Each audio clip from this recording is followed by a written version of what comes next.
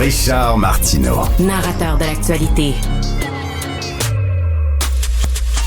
On va faire le tour de la politique québécoise avec Antoine Robitaille. Antoine, je sais pas de quoi on va parler. Il se passe pas grand-chose en politique québécoise. Qu'est-ce que t'en penses? Non, c'est très relax ces temps-ci. Il se passe rien. C'est assez tranquille ces temps-ci.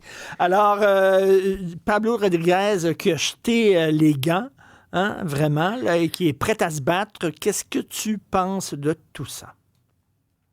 Ben, la meilleure défensive, c'est l'offensive, souvent. Oui. Et auprès de ses troupes, il fallait qu'il démontre qu'il y a une sorte de leadership, de la combativité. Il fallait qu'il montre que, tu sais, il prenait le parti de ceux dans son équipe qui se sont sentis attaqués, notamment par les textos qu'on a publiés nous. Donc, poursuite contre, pas poursuite, mais mise en demeure contre nous, le journal, contre Cogeco aussi. Et évidemment, admission qu'il faut changer la loi pour qu'il y ait. Donc, ça prend un projet de loi anti-Brownie, Richard. C'est ça qui va arriver, là. Oui, parce que lors des courses au leadership, on a appris ça, je savais pas ça, lors des courses au leadership, tu as le droit d'échanger de l'argent pour un vote. Savais-tu ça? Donc, c'était légal, peut-être pas moral, par exemple, mais légal dans une course au leadership.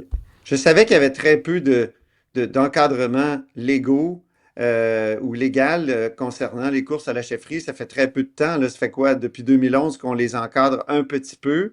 Mais tu sais, jamais je croirais que ce qui existe pour les élections générales ou les élections partielles n'existe pas de façon évidente pour les courses à la chefferie.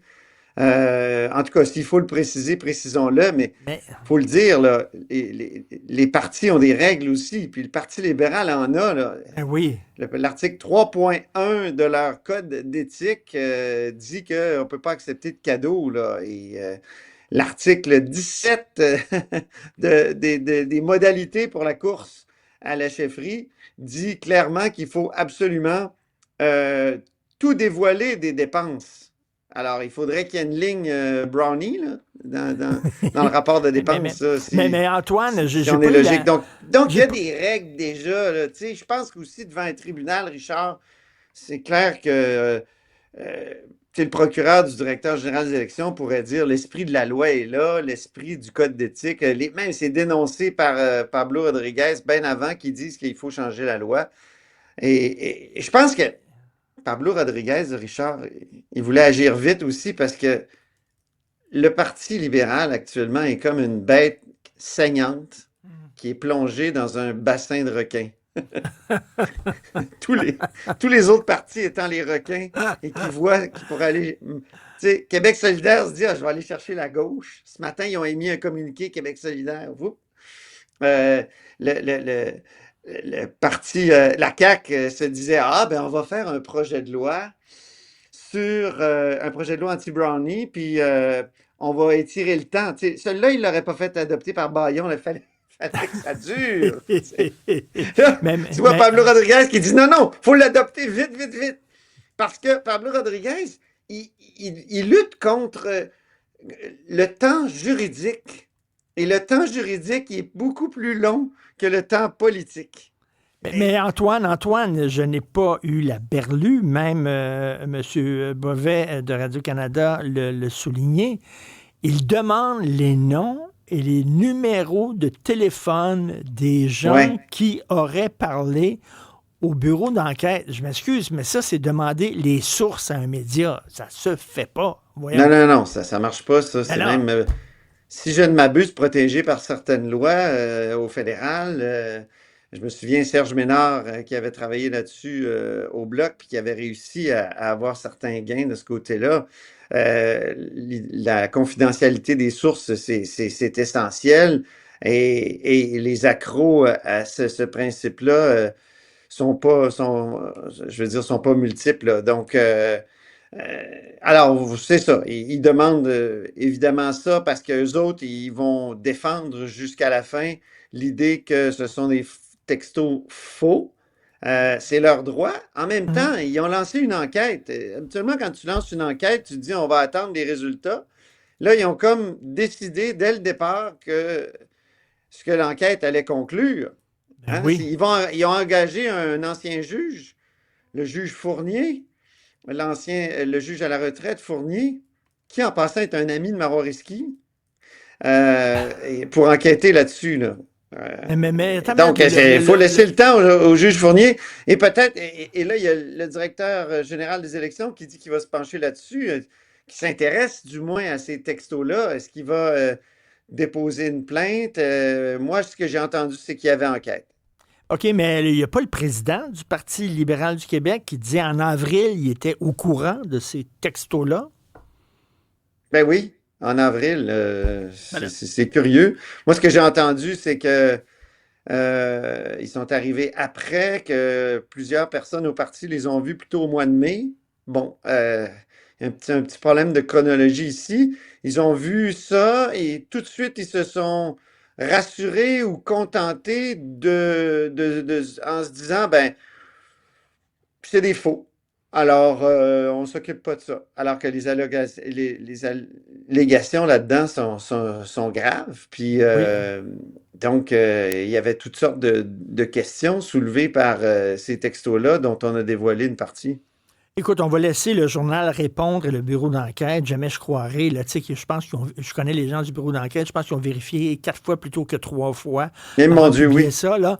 Tu sais, Moi aussi, j'ai confiance. c'est une longue job, c'est une job de longue haleine. C'est pas un truc là, qu'ils ont fait sur le bord de la table comme ça en 2 jours. Là. Non, Non. absolument pas.